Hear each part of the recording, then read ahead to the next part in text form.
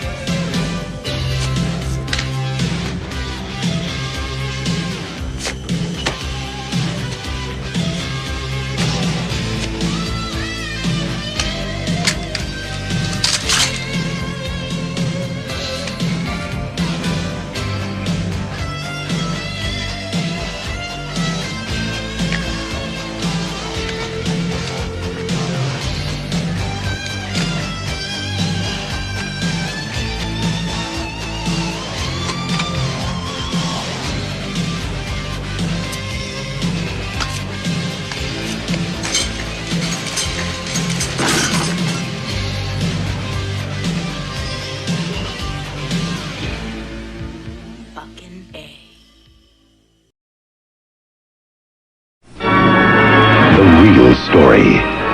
The love story.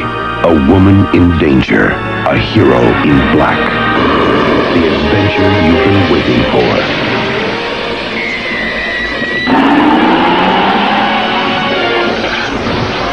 Where does he get those wonderful toys?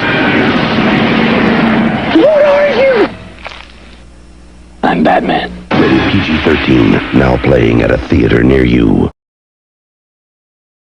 Hey, this is Matt once again. Welcome back to another review. This is actually a paid request for Kyle. Thank you so much for that. For those interested in requesting pretty much any type of reviews, topics, reactions, re-reviews, what have you, you just send a request either directly to my PayPal or join my Patreon. Both links are down below in the info box. But this is for the 1989 film Batman. Now, I did review these films a long time ago, but I've said before I'm fine with re-reviewing stuff. Maybe it gives me a different way of approaching it, or maybe some new thoughts I could conjure up, or something else entirely. But the 1989 film Batman, I would say it's my favorite Batman film. I don't know, I'm trying to, now that I think about it, I really do like Batman Returns. But I think I'd go with the first Batman, because although I do like Batman Returns, I do like Danny DeVito and Michelle Pfeiffer, Jack Nicholson as the Joker makes just that much more of an impression for me. And what's crazy when you look back, years and years before this film got made, there were people that went, you know what, I want to do a dark version of Batman. You know what, I want to go back to the days where Batman was taken much more seriously, because at this point, people were only remembering Batman for the campy Adam West TV show. So, lo and behold that, the public persona at the time of a character was that it was campy or silly or corny, and it was only meant for kids. Oh, you mean like Ninja Turtles nowadays? But if you mention, well, why don't you do a very serious Ninja Turtle movie, people laugh. But hey, if you mention, well, let's do a very serious movie about a guy dressed as a bat, okay. And lo and behold, when Batman came out and became this phenomenon, it wasn't just a hit, it was a phenomenon. Like, just how big Batman was. It was like the biggest I mean, no one would keep quiet about Batman during the summer of '89. And that was a pretty hectic summer, because you had things like Lethal Weapon 2 and Back to the Future 2 and all sorts of stuff.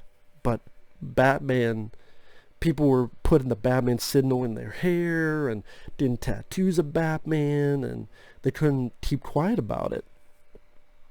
And before the film came out, all the controversy that happened because of it. Like, people forget Tim Burton people are like, who the hell's Tim Burton? The guy who did Pee-wee? The Pee-wee movie?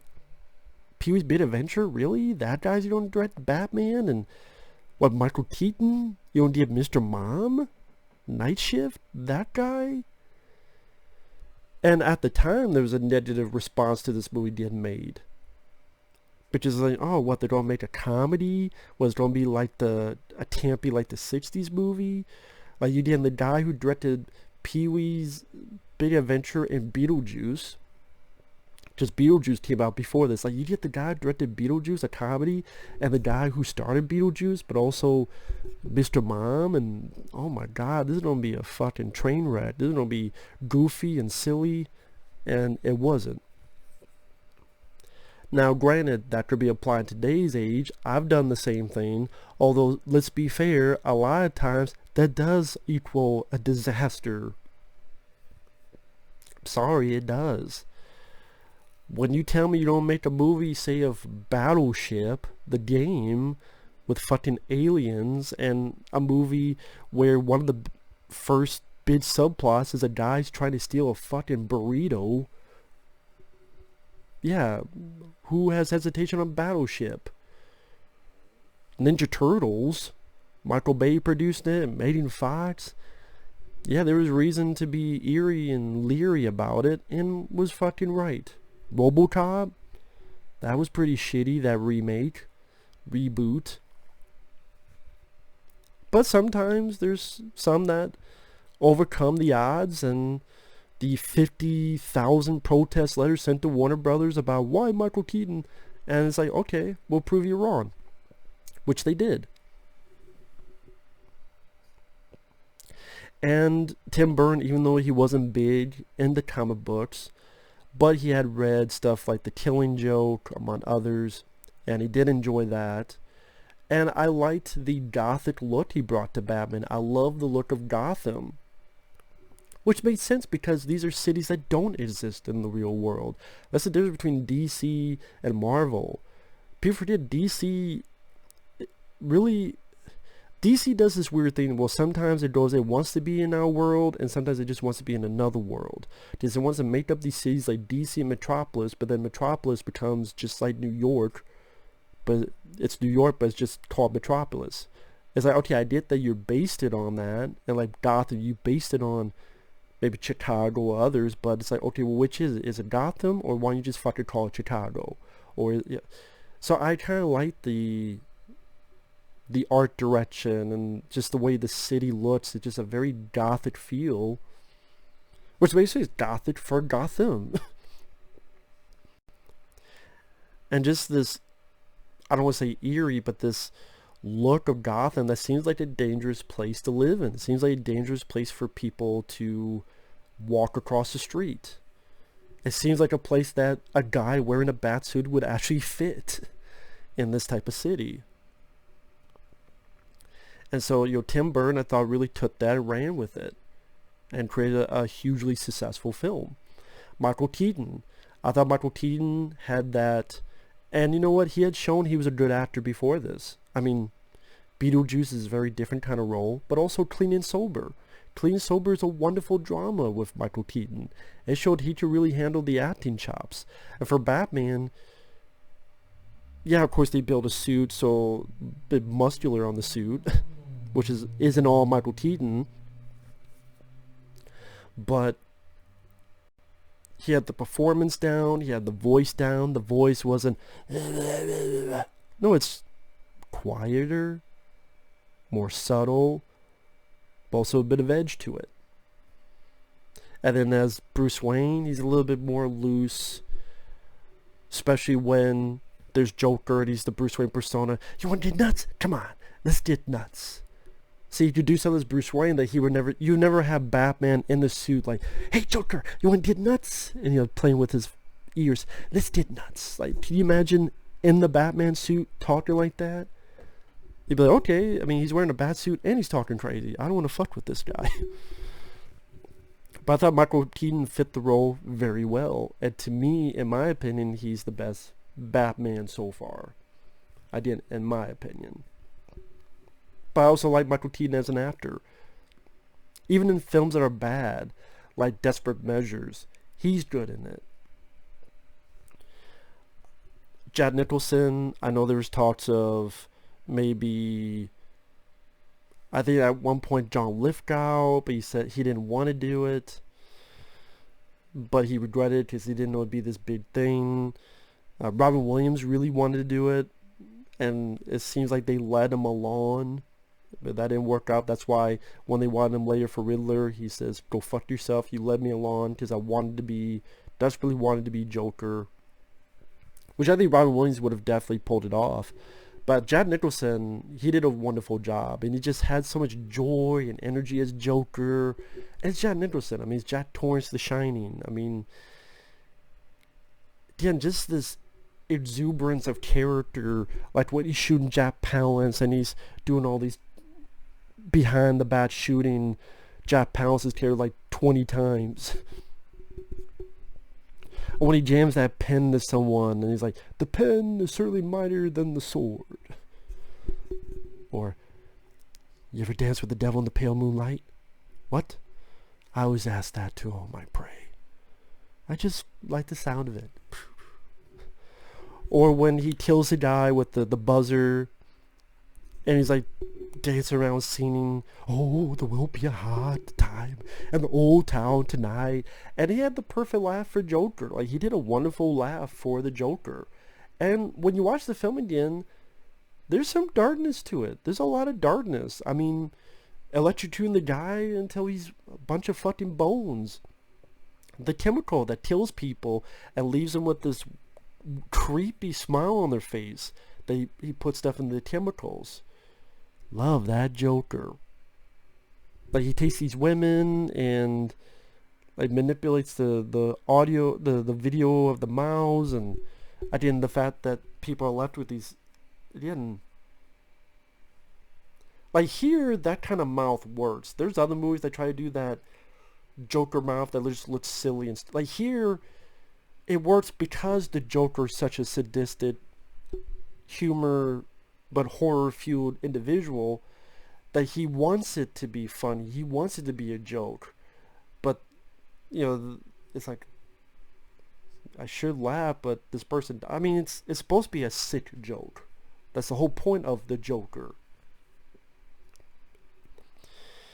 I mean, even the beginning, watching it again, it's, I don't know if people pick up on this, but I think it's clever that one of the first things you see is a boy and his two parents coming out of a movie theater. Think about this in '89. If you watch the film, you probably would have known the backstory of Batman. So you watch the film for the first time, you're probably thinking, oh, they don't show the origin of Batman. Because remember, it's a kid with his two parents coming out of a theater, they're going to an alleyway, they're going to get mugged.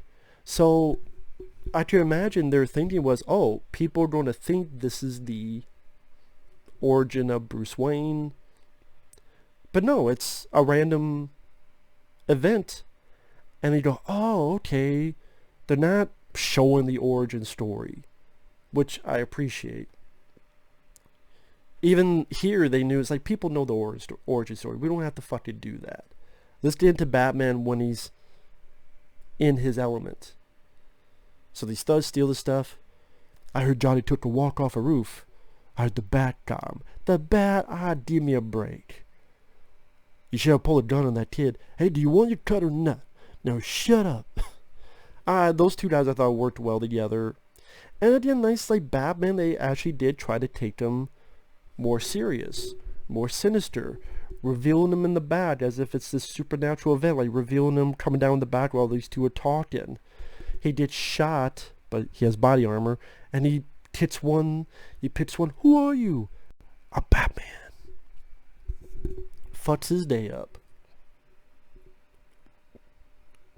Lo and behold, someone said, I want to take the character that's looked at as just a campy Adam West, oh silly, why should we take this guy serious? I want to take him seriously. And guess what, after this, other than Batman and Robin, which that bombed because they didn't take it, well, there's a lot of reasons why it didn't do well.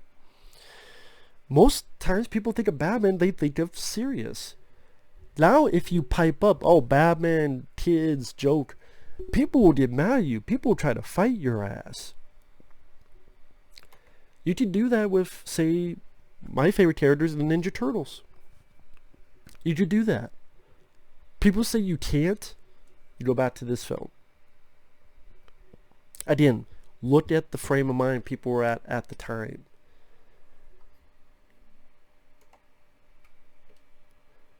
And when they saw the promotion and they saw, okay, this seems like a serious take on it, I'm curious.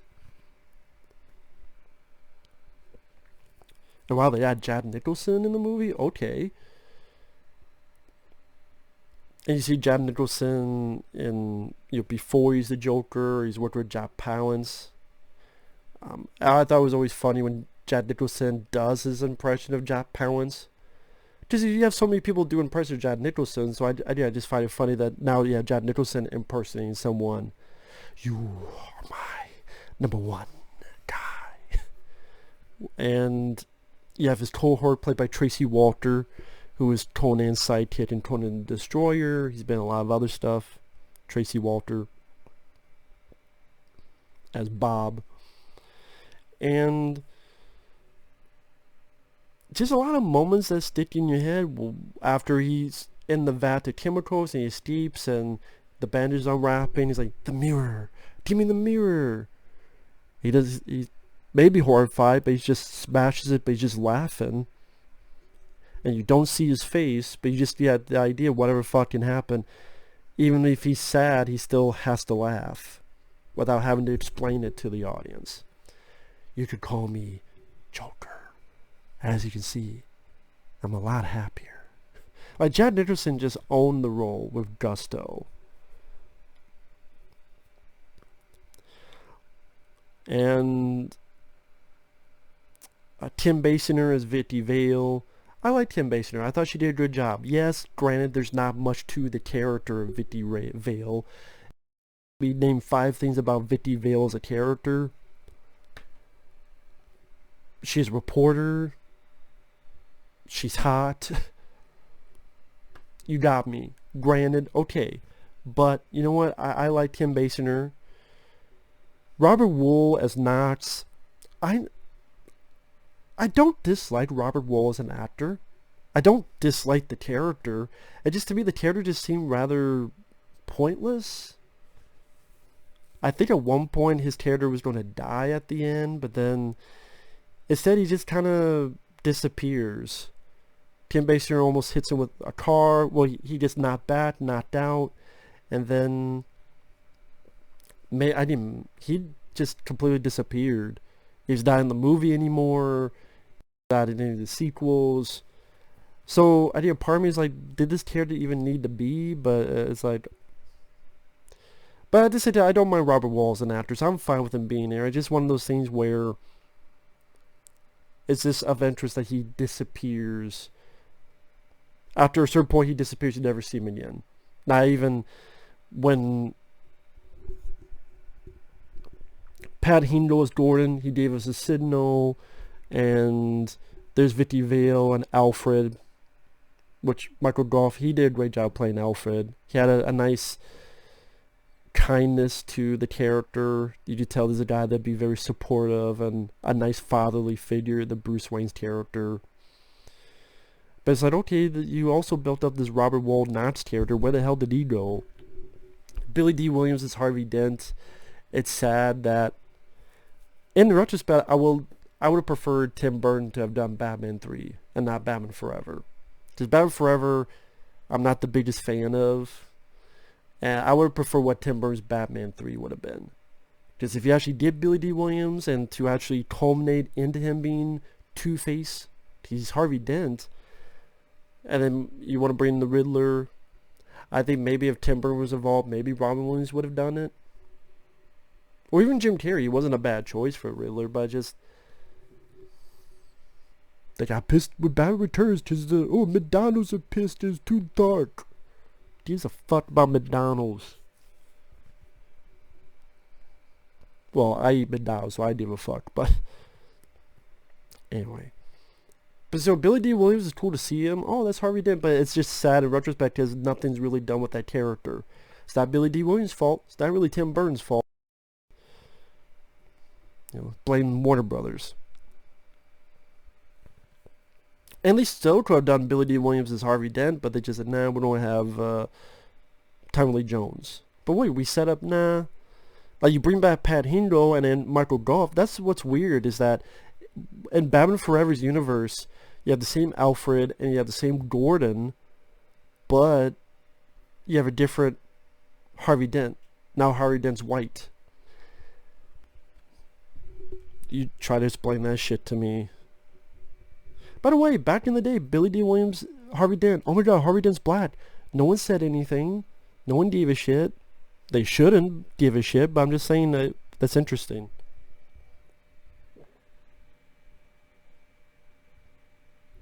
Nowadays, people get a bit more butthurt on that stuff.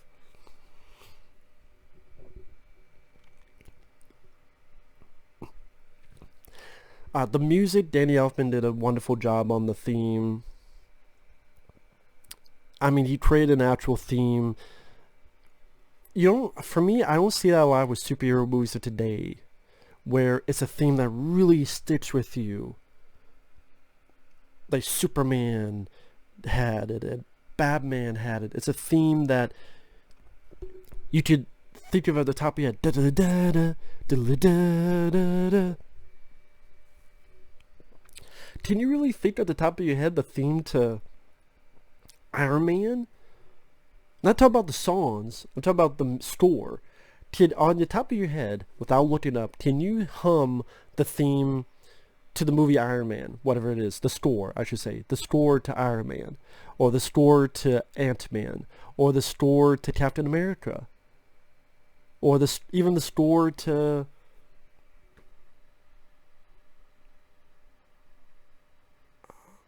Justice League. Or, I mean, the score to Birds of Prey that came out. Any score. No. But you can still think of the score to Batman, Danny Elfman. Because it struck a nerve, and it did a really good job. Not even just the theme, but my favorite piece of music is the last piece of music before the end credits. Da, da, da, da, da. When the camera's rising up and there's Batman and there's the signal, just that image of Batman looking up to the signal and the score will give you goosebumps. Like, that's how you sell a movie to people. That's how you culminate the events of a movie. Now, looking back on the film, to be fair, the fight scenes are definitely not... They're fine, the fight scenes, but they're nothing to run home about when you look at a lot of movies of today. Like, to be fair, the fight scene in Batman v Superman is a pretty crazy fight scene. When he's in the warehouse, to be fair, compared to the fight scenes in this. Again, I think the fight scenes are acceptable. They're fine. But when you think of Batman 89, you don't really think of the fight scenes. So that does say something as a little bit of a detriment to the film. Again, at the time they worked, but it's more simple. Simple tit here, blocking, comes at him, a simple tit there. Nothing too big with the choreography. In retrospect, that would have been nice to see. A bit more of the choreography.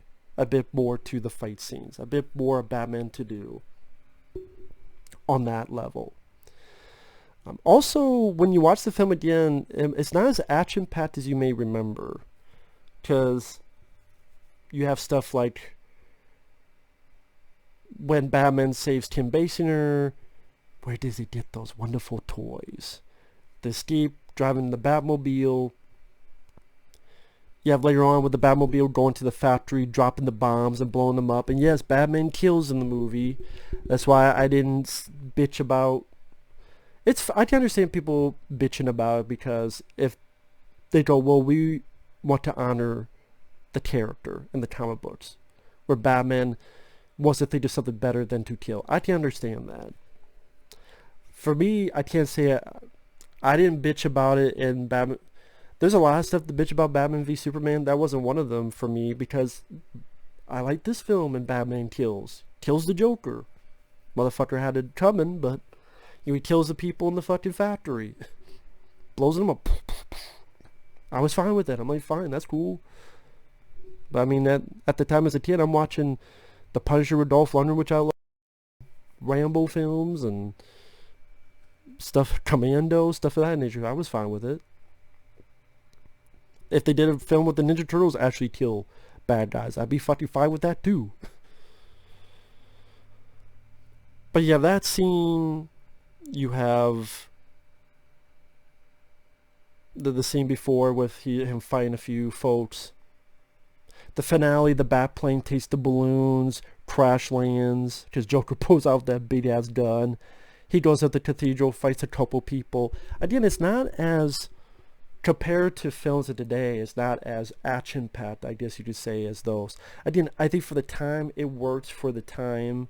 I just wonder if a new person, they were just born 2 minutes ago, and 2 minutes old, they don't sit down and watch Batman. But I'm just saying, if someone who didn't grow up with the film, I wonder if they would watch this and go, well, it's kind of boring, or where's all the action?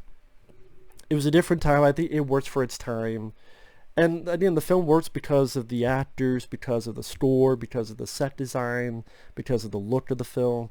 It's all the pieces that fit fairly well together, at least for me. The Prince songs, I'll be honest, I was never really a fan of the Prince soundtrack. I know some of them were fine. Like when Joker is going around and getting his people to fuck up the art gallery. That song is fine.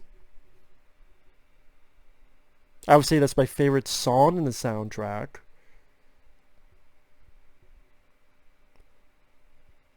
The dollar bill, I mean, but like Bat Dance, I never gave a shit about that song, Bat Dance. And rest in peace, Prince. I mean, if I look at a Prince soundtrack, I'm looking more into Purple Rain than Batman. But again, it definitely created some. A lot of people love that soundtrack, the song version, I should say, and I'm more into the score than the soundtrack. I'll put it that way. I'm more into Danny Elfman's score than the Prince songs. Again, the one when he's in the art gallery, I don't even remember the name of the song. That's how much I guess I give a shit about Prince's music. I like Prince's music on a whole, but just, again, not really one of my favorite soundtracks to say. Another people, another thing people complained about is, oh, well, you find out Joker, when he was younger, killed Batman's parents. I was fine with it. I kind of wish they delved more into that. Like, they bring it up. Like, he remembers what Joker says. He's looking at Joker. Then there's like a brief flashback to a younger Jack Nicholson shooting. Or a guy playing a younger Jack Nicholson shooting. But I wish there was more to that. Like, more. It seems like something's missing, because during the cathedral fight, he said, what are you talking about? You made me?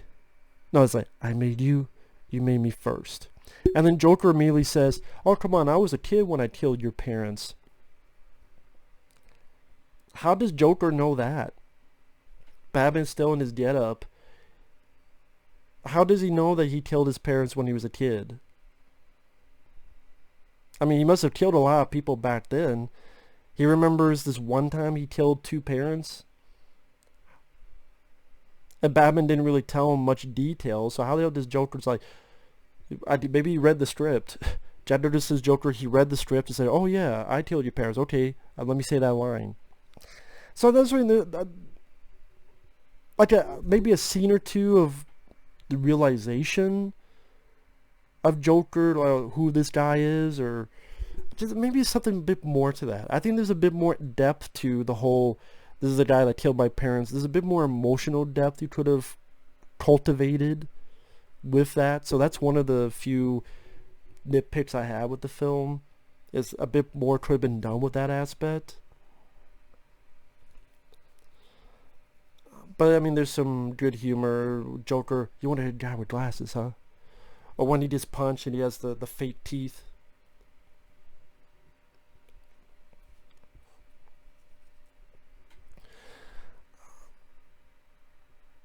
But yeah, I mean, the movie itself, I think, is still, it holds up fairly well in today's age. And yeah, I love the look and feel and Gothic tone of Gotham, the art direction, the design. I love the look of the Batmobile. To me, it's the best looking Batmobile. I love how sleek it looks. It just looks right. The suit of Batman, I think, works well. It works well on the screen. Like, it doesn't look hokey to me. It doesn't look silly to me. I said the cast for the most part did a good job. Yeah, I can be honest. I would not have minded more action, or like maybe more in-depth choreography fight scenes that you would see in certain later films. But for the time, I could deal with it. Yeah, there's some nitpicks here and there. I thought I was rather happy with the film watching it again. I still think it holds up fairly well, and it's still my pick for my favorite Batman film. To me, it's still a classic, and it still sets that great tone, especially Danny Elfman's music. You know, the opening we're traveling through, you have that music. It's like, alright, here we go. And the movie was very successful. And then they gave Tim Burton a bit more control, and he did Batman Returns, which I also like, but people didn't. And they got pissed at it. And so they're like, you don't really want me for Batman 3, do you? And well, I mean, we didn't say that. I mean, you could do other stuff. Yeah, they wanted to have a director so that, hey, it's Batman, we'll make money anyway, but we can have a director that will listen to us a bit more, and we can sell a bit more Hot Wheels in our Happy Meals or something. But it is what it is. With that said, thanks for watching. Take care. We'll see you guys later. Bye-bye.